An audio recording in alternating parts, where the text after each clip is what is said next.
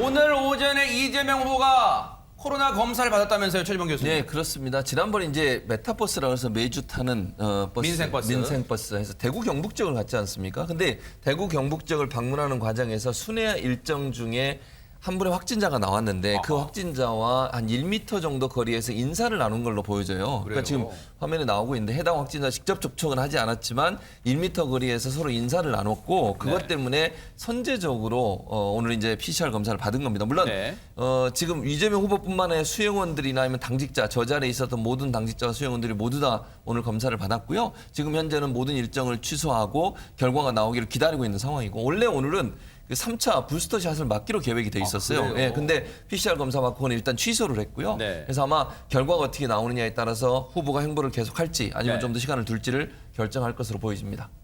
들으신 것처럼 오늘은 코로나 검사를 받고 일정을 하루 쉰 이재명 후보. 그럼 어제 일정을 하나 되짚어 볼까요? 어제가 대구 경북 TK 지역 방문 마지막 날이었는데 경북 성주, 참외로 유명한 도시잖아요. 경북 성주를 방문했을 때 이런 일이 있었습니다. 영상 보시고 이어가 보도록 하겠습니다.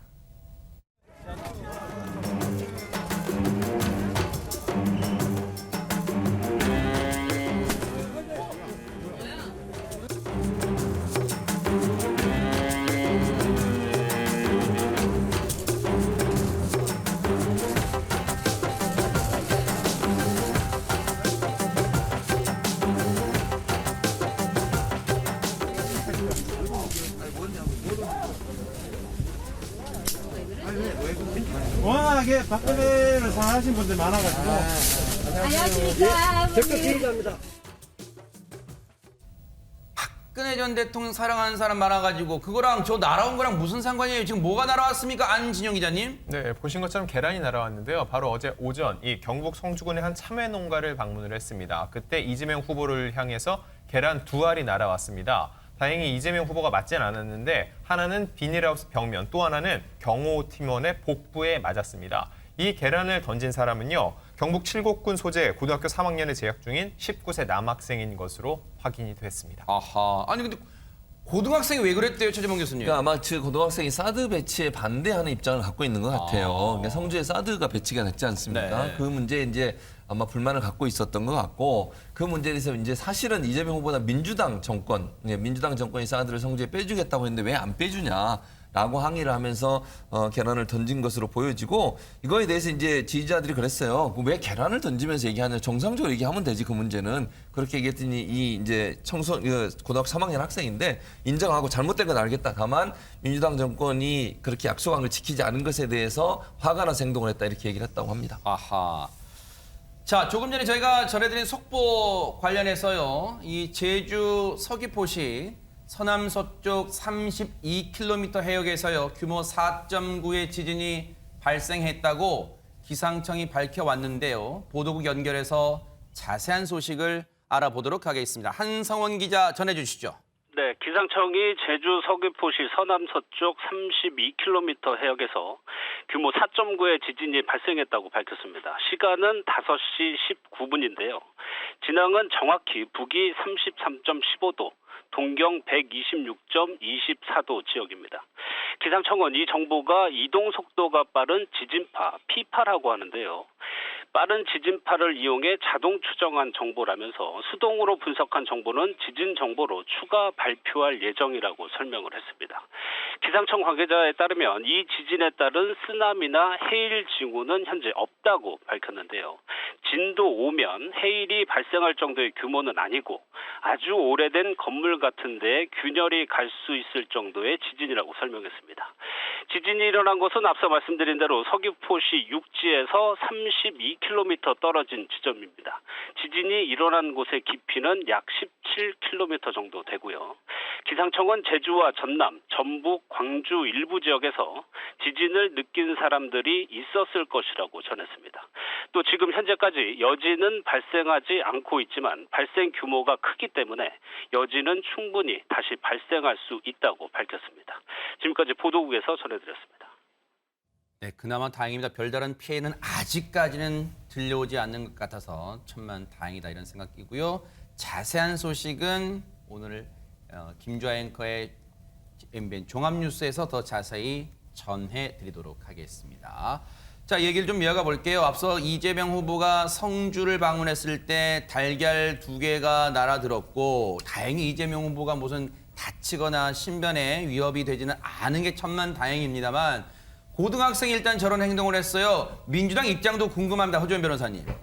그러니까 민주당에서는 선처를 하겠다라는 반응을 보였습니다. 이소영 민주당 선대위 대변인에 따르면 중앙에서 정치인이 온 거니까 그런 방식으로 의견을 피력하는 것도 이해 못할 것은 아니라는 입장인데 상황을 봤을 때는 계란을 던진 게 이제 단순 폭행죄로 이제 판단될 가능성이 높아 보이고요. 이게 이제 반의사 불벌죄이기 때문에 처벌 불원 의사가 있으면 공소 제기가 안 됩니다. 그래서 민주당 입장에서는 어차피 표심에 호소하려고 간 것이고 또 현장 어떤 주민들이 얘기를 들어보러 간 거니까 좀 포용력 있는 모습을 보여주겠다라는 취지로 해석이 됩니다. 아하. 여러분 아시는 것처럼 대통령 후보는요. 지금 국무총리에 준하는 경호를 받고 있단 말이에요. 그렇다면 지금 저런 일이 있었는데 그러면 해당 고등학생은 훈방이 됐습니까? 박성배 변호사님. 아직 학생은 성주경찰서 유치장에 구금돼 있습니다. 그래요? 경찰 조사 결과 학생은 청소년 진보단체 소속으로 사드 반대 집회 여러 차례 참여해왔고 SNS를 통해서 보수 세력과 미국에 대한 반감을 강하게 드러내 왔다고 합니다. 특히나 지난 10월 12일에도 사드 반대 집회 당시에 경찰관 기동대의 안면 부위를 가격해 공무집행 방해로 수사를 받고 있던 만큼 즉시 현장에서 체포된 것으로 보이는데 조만간 석방될 가능성이 높습니다. 이 계란 투척을 특수폭행으로 볼 수 있는지 따져봐야 합니다. 물론 예전에 옥상에서 계란을 던진 사안에서 특수폭행으로 처리한 예가 있습니다만 이 사안에 그대로 원형할 수 있을지는 판단해 보아야 할 부분들이 덜어 있고 단순 폭행이 의율된다면 반의사와 불벌죄인 만큼 이 후보 측, 피해자 측이 처벌 불원 의사를 밝힌다면 곧바로 석방해야 합니다. 아울러 이 학생이 19세로 알려져 있는데 만 19세에 이르지 않았다면 소년법에 따라 소년에 대한 구금은 부득이한 경우가 아니면 집행하지 못하므로 조만간 석방될 것으로 예상됩니다. 하마터면 어쨌든 큰일 날 뻔했어요. 그런가 하면 이재명 후보는 앞서 말씀드린 것처럼 나흘간의 대구 경북 지역을 방문하면서 참 많은 일정을 소화했는데 어제는 박태준 포스코 명예회장 추모제도 참석을 했습니다. 어떤 얘기했을까요? 들어보시고 이어가 보도록 하겠습니다. 박태준 회장은 우리가 흔히 말하는 산업화의 토대를 만드신 분 중에 한 분이십니다. 황무지 위에 철강 산업을 일으킨 우리 박태준 회장의 이 도전 정신과 불굴의 의지, 그리고 국가의 대대적인 투자와 경제 부흥 정책이 앞으로 크게 좀 도움될 만한 부분이 있다고 생각합니다. 권상희 평론가님, 이번 대구 경북 나흘간의 방문 중에 언론에 제일 많이 등장하는 표현이 우클릭 이 표현이더라고요, 보니까. 보수 표심 공략을 위한 전략적 발언들이 계속 이어졌다라고 볼 수 있는데요. 일단 박정희 전 대통령 경제적인 평가 계속 이어나갔습니다. 본인이 경제 대통령이 되겠다 이렇게 목소리를 내기도 했어요. 그리고 또 논란이 된 발언이 있긴 합니다. 바로 전두환 씨에 대한 평가였는데 공과가 공존한다라고 하면서 경제가 제대로 움직일 수 있도록 한 건 성과다 이렇게 이야기를 했고요. 또 박정희 전 대통령 대구 경북이 낳은 평가는 갈리지만 매우 눈에 띄는 정치인이다. 그리고 또 박정희 전 대통령 평가했던 부분이 바로 경부고속도로입니다. 포함해서 산업화 기반을 확보하려고 노력했던 대통령이다라고 평가를 했고요. 어제는 박태준 회장의 도전 정신과 불굴의 의지가 경제에 도움이 됐다. 이런 발언들을 이어갔습니다. 뭐 다들 아시다시피 이재명 후보 하면 경북 안동 출신이죠. 계속해서 고향을 내세우면서 경북 안동 출신이기 때문에 TK 지역에 대한 이 애정이 넘쳐난다, 사랑한다 이런 표현을 직접 드러내기도 했어요. 하지만 지금 뭐 전두환 씨와 관련된 발언은 계속 논란이 이어지고 있기 때문에 이 발언에 대한 진정성 여부는 광주에 가서 확인을 해야 된다. 이런 목소리도 나오고 있는 상황입니다.